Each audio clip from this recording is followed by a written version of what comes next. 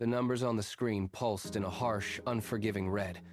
Daniel tapped the enter key, hoping the calculation would shift, but the total remained unchanged.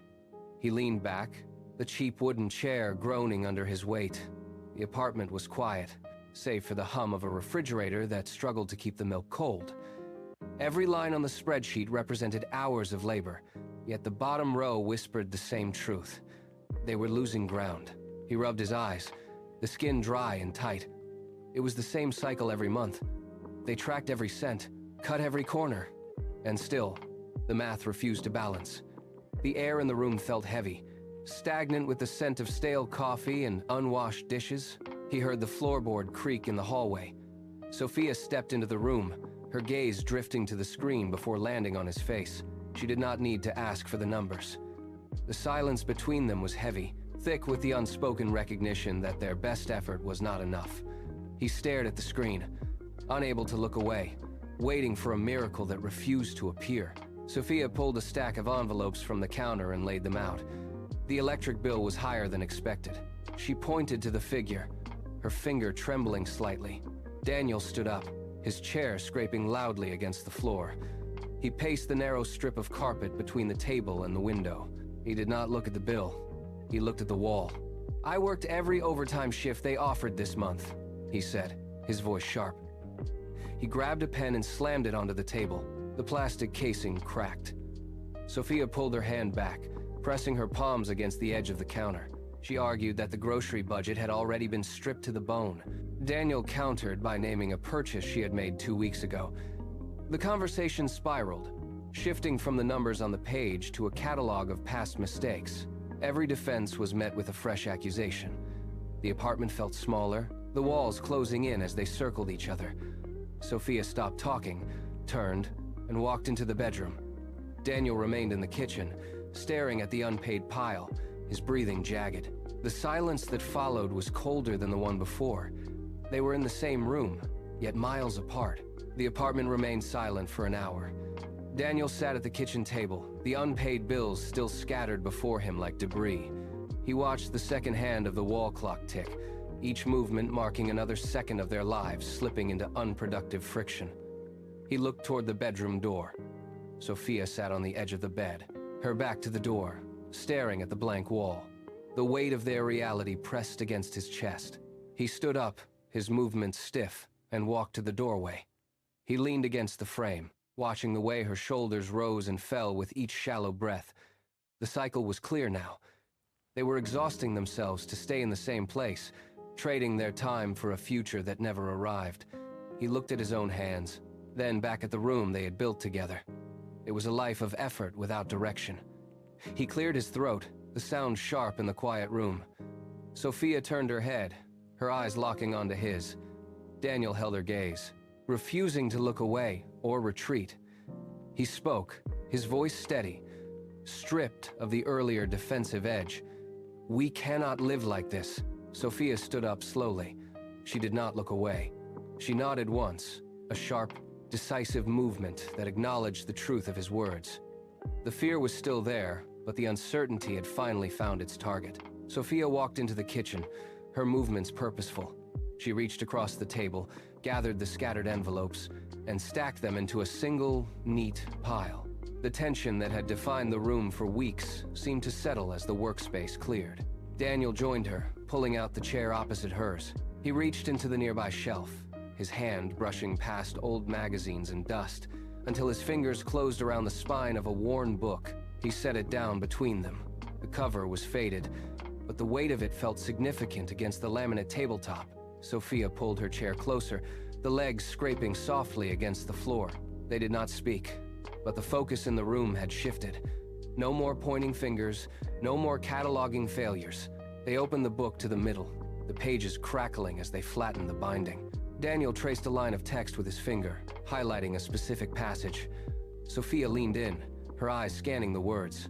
They were searching for a different path, a framework to replace the chaos of their current reality. They were no longer two people competing against a mountain of debt. They were aligning their focus on a single, shared page. The air felt lighter, stripped of the previous night's static, as they began to read together. The text defined the Mastermind Alliance as two minds working together to create a force greater than either alone. Daniel read the sentence aloud, his voice low and measured. He paused, letting the implication settle in the quiet room. Sophia traced the paragraph with her index finger, her eyes narrowing as she reread the core principle. They had spent years pushing in different directions, their efforts canceling each other out like opposing currents. This was the missing link. They looked up at the same time, the light from the overhead lamp catching the sudden shift in their expressions. It was not just a theory. It was a structural adjustment to their lives. The constant weight of their financial walls suddenly seemed less like an impenetrable barrier and more like a puzzle they had been solving incorrectly. A small, tentative smile touched Sophia's lips. Daniel exhaled, his shoulders dropping from their habitual defensive hunch. For the first time in months, the air in the apartment did not feel like a suffocating blanket. It felt like a starting line. They looked at each other, not as adversaries in a failing struggle, but as partners in a new experiment. The prospect of combined power sparked a flicker of genuine hope. They chose Sunday evenings for their strategy sessions. It was a time when the rest of the world slowed, allowing them to carve out a space for their own goals. Daniel walked to the wall and unplugged the television, the screen going dark instantly. Sophia gathered their mobile phones, placing them face down inside a drawer in the hallway, shutting the latch firmly. They returned to the kitchen table, the surface now completely bare. No scattered mail, no stray clutter, just two notebooks and a pair of pens. This was their new territory. They sat opposite each other, the distance between them feeling deliberate and controlled. Daniel opened his notebook to a fresh page and dated the top corner. Sophia adjusted her chair, straightening her posture until she was perfectly aligned with the table. They were creating a boundary against the chaos of their daily lives. For the next hour, there would be no television, no notifications, and no interruptions. They looked at the empty space before them, waiting for the silence to fill with their shared vision. They were building a rhythm, a weekly pulse that would dictate their future. The room felt still, prepared, and ready for the work ahead. The first meeting did not start with clarity. It started with confusion. Daniel pulled out a bank statement, his finger hovering over a column of red numbers. He looked at Sophia, his brow furrowed, and pointed to a line item he could not identify. Sophia took the paper, squinted at the fine print, and shook her head. They were staring at a foreign language. Neither of them knew how to categorize their own spending, let alone how to plan for a future they could not afford. Silence stretched between them, thick with the old familiar tension. Daniel dropped the pen onto the table with a sharp clatter. He looked at the wall, then back at his notebook. The urge to close the books and walk away was sharp, an automatic reflex developed over years of failure. He saw the same hesitation in Sophia. She gripped the edge of the table, her knuckles white. But then, she reached out and pulled the statement back toward the center. "We start here," she said, her voice steady. "We do not have to be experts tonight. We just have to be honest." She picked up the pen and wrote a single question at the top of the page. They began again, tracing the numbers one by one, refusing to let the difficulty force them back into the silence of their separate struggles. The breakthrough arrived not with a grand realization, but with a simple match. Daniel found a recurring subscription fee in the records that they had both forgotten. It was small, yet it had drained their account for 6 consecutive months. He circled the amount in heavy ink and pushed the notebook toward Sophia. She traced the number with her pen, then nodded, a faint light returning to her eyes. The tension that usually gripped the room began to loosen. They were no longer victims of their bank account. They were examiners of it. Every error they corrected felt like a physical weight lifted from the table. Daniel stood up, walked to the kitchen counter, and poured 2 glasses of water, his movements fluid rather than stiff. They spoke faster now, their voices overlapping in a productive rhythm. The fear that had once paralyzed them was being replaced by a sharp, analytical hunger. They were solving the puzzle, piece by piece. When they looked at the next page of expenses, the numbers no longer looked like threats. They looked like variables waiting to be adjusted. They were no longer just surviving the week. They were actively designing their way out of it. The air in the apartment felt lighter, charged with the sudden, undeniable momentum of their own agency. The momentum did not stop at the first successful correction. Over the following months, The apartment table became a map of their future. They stopped reacting to past mistakes and started building a structure for the months ahead. Daniel spent his evenings researching investment vehicles, his notebook filling with calculations and projections. Sophia took the lead on efficiency, creating color-coded systems that tracked every cent from the moment it entered their account. They reached a point where every dollar was assigned a specific job before the month even began. Rent, groceries, savings, and investments, each category had a dedicated folder and a strict limit. They mapped out their goals with hard dates, turning vague desires into a sequence of actionable steps. The stack of papers shifted from a disorganized pile into a thick, leather-bound folder that sat at the center of the table. It was their blueprint. They no longer wondered where the money went. They dictated exactly where it would go. When the final page was filed, they leaned back, the silence of the room no longer heavy with uncertainty, but filled with the weight of a finished, functional system. They had turned their chaos into a roadmap. The roadmap was perfect on paper, but reality proved much harder. Living by the plan meant saying no to everything. No takeout, no weekend trips, no small comforts that used to mask their exhaustion. The apartment felt smaller as the weeks dragged on. Every Sunday, they reviewed the numbers, but the bank balance grew at a glacial pace. Daniel sat staring at a faded receipt from a restaurant they used to visit every Friday. He ran his thumb over the total, remembering the ease of just paying and leaving. Without the spreadsheet, without the math, without the constant monitoring of every cent. He looked at Sophia. She was busy logging utility costs, her back stiff, her face set in a mask of rigid focus. The silence between them grew heavy again, not with anger, but with a draining, hollow fatigue. Was this really worth it? The temptation to abandon the system surged. It would be so simple to stop, to just spend the money they had and stop counting the pennies. He almost spoke, almost suggested a night off, but then he caught her eye. She saw the receipt. She saw the hesitation. She closed the ledger, stood up, and walked over, placing both hands on the table to anchor him. The old life was a trap, and they both knew it, even if the present moment felt like a slow, agonizing crawl through the dark. The doubt lingered in the air, but then the phone on the table buzzed. Daniel ignored it, his gaze fixed on the ledger, until it buzzed again. He glanced down. A notification from the side project portal. A sale, then another. He refreshed the screen. The numbers were not just moving, they were climbing. He tapped the screen, showing Sophia the dashboard. She leaned in, her brow furrowed. Then her eyes widened. It was not a fluke. The weekend efforts were finally converting into capital. They watched as the balance updated in real time. The steady crawl of the last few months suddenly accelerating. They had spent weeks pushing against a locked door, and now it was swinging open. The fatigue that had threatened to derail them evaporated, replaced by a sharp, focused energy. They looked at each other, the silence no longer heavy with doubt, but electric with the realization that their system was functioning. They had built the engine, and it had finally caught fire. One success triggered the next. The spreadsheets were no longer just tracking their deprivation, they were tracking their growth. The alliance was no longer a theory, it was a machine that worked. The fear had finally receded, leaving behind a cold, analytical clarity. Daniel stopped looking at the bank balance as a limit and started viewing it as ammunition. He spent his nights buried in market reports, his eyes tracing patterns and volatility that he had once dismissed as noise. Before, the red numbers had blurred his vision, making the world seem hostile and closed off. Now, he saw the gaps. He noticed a small sector in local real estate that others were ignoring, a blind spot in the market where value was stagnant but potential was high. He didn't just read the data, he interrogated it. He cross-referenced interest rates with zoning laws, his fingers flying across the keys.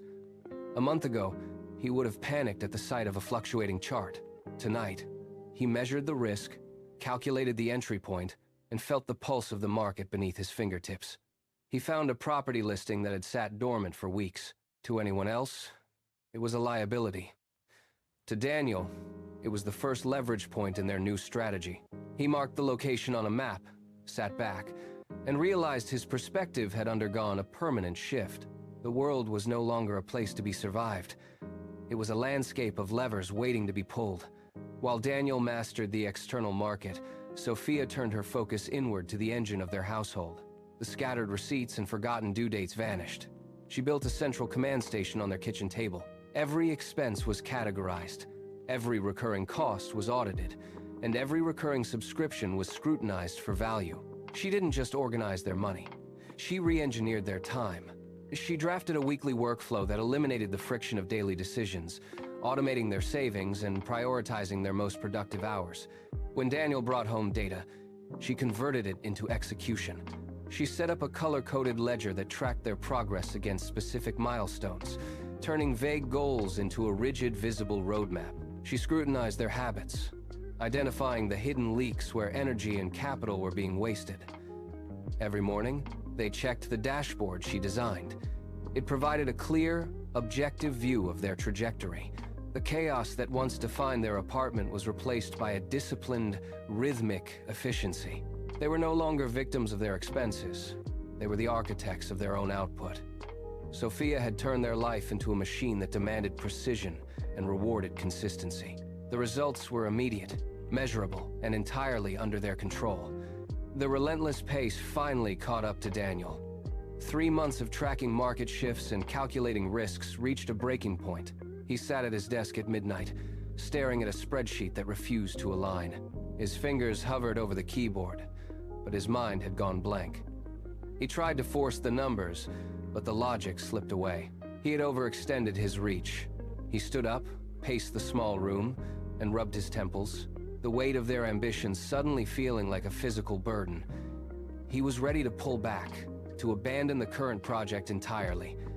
Then, the door opened. Sophia entered, carrying 2 cups of coffee. She did not ask if he was tired. She saw the unfinished data and the tension in his shoulders. She pulled up a chair and placed her hand firmly on his arm. She didn't offer empty encouragement. She pulled the ledger toward her, pointed to the error he had missed, and began to walk him through the calculations again. Her calm voice cut through his frustration. She absorbed the mental load, broke the complex problem into smaller, manageable steps, and anchored his erratic thoughts. She became the steady ground beneath his feet. Within an hour, the numbers aligned. The exhaustion remained, but the paralysis was gone. They were not just partners in wealth. They were a singular force, capable of carrying each other when the path grew steep. The roles shifted as the project grew in scale. It was Sophia who now stood before a wall of projected outcomes, her breathing shallow, her eyes darting between conflicting market signals. The sheer volume of variables had become a fog. She reached for a pen, stopped, and let it clatter against the desk. The momentum that had carried them for months stalled. She turned toward the window, the weight of their potential failure pressing against her ribs. Daniel did not rush to her side with platitudes. He stood, walked to the main board, and erased the lower half of her calculations. He drew a single thick line through the noise. He turned to her, his posture relaxed, his voice low and steady. He pointed to the top of the board, to their primary goal, and asked one question that cut through the complexity. She looked at the board, then back at him. The confusion in her face softened into clarity. He pushed a fresh notebook toward her, waiting. She sat down, picked up the pen, and began to outline the path forward. He stayed by her side, holding the space for her to think, acting as the anchor for her imagination. When she felt the walls closing in, his calm presence provided the boundary she needed. They were rotating the burden of leadership, ensuring that neither stayed overwhelmed for long. Years of relentless consistency began to reshape the landscape of their lives. The early days of pinching pennies in a cramped apartment gave way to a new reality. Their small, side hustle projects, once fragile experiments, had evolved into a sophisticated engine of growth. The compounding effect, once slow and nearly invisible, now accelerated with undeniable force. Their income climbed steadily, month after month, no longer tied to the frantic energy of their initial survival phase. Investments that had started as modest contributions now generated returns that dwarfed their original savings. They walked through a home filled with sunlight and space, a stark contrast to the garage sale furniture of their past. The ledger no longer recorded just bills and deficits.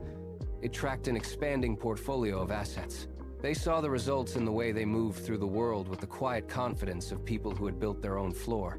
The struggle had not vanished, but it had transformed into a structured, manageable challenge. They had exceeded every goal they set in those early Sunday meetings, watching their vision materialize into a foundation that would last for decades. They were no longer fighting to stay afloat. They were building for the future.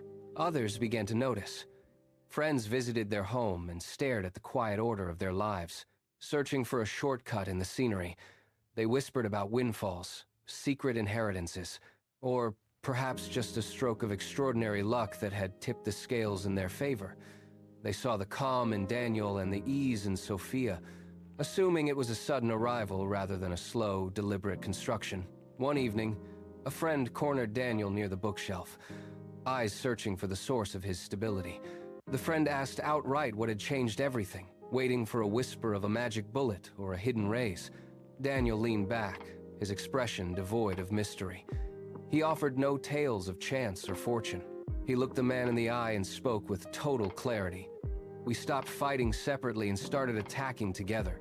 The statement hung in the air, simple and heavy. It dismantled the illusion of luck. It replaced the myth of the overnight success with the reality of the iron-willed alliance. They were not lucky. They were synchronized. The friend had asked for a secret, but Daniel gave him the only truth that mattered.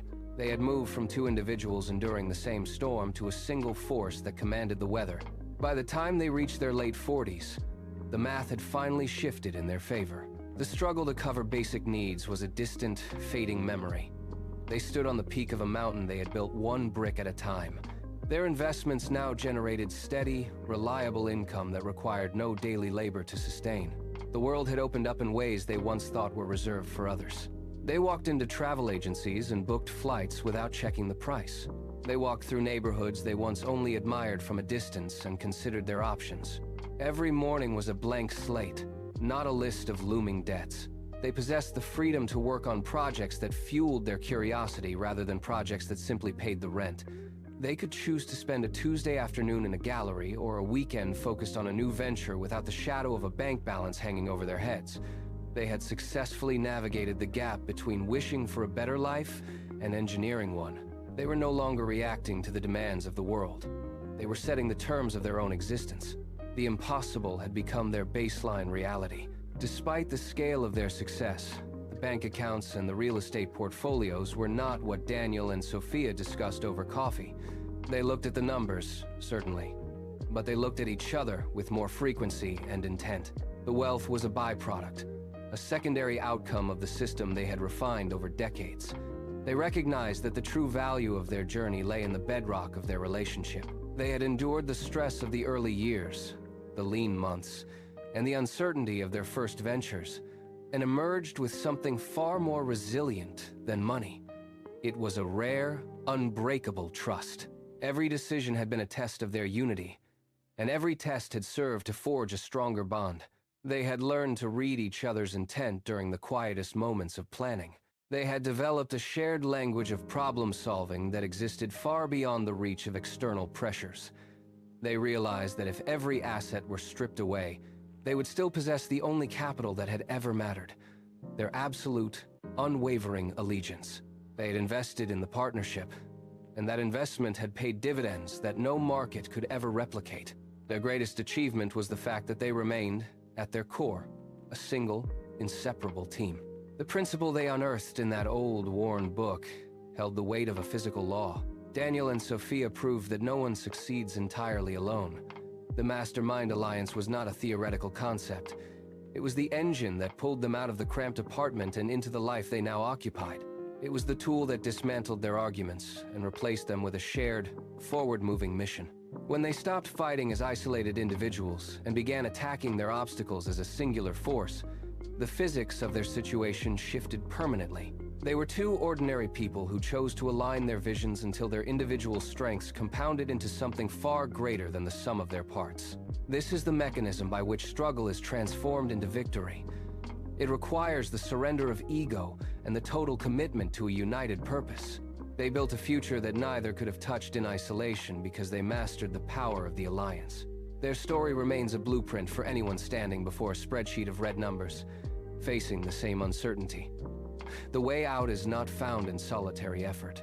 It is found in the creation of a team where two minds, locked in total alignment, rewrite the outcome of their lives.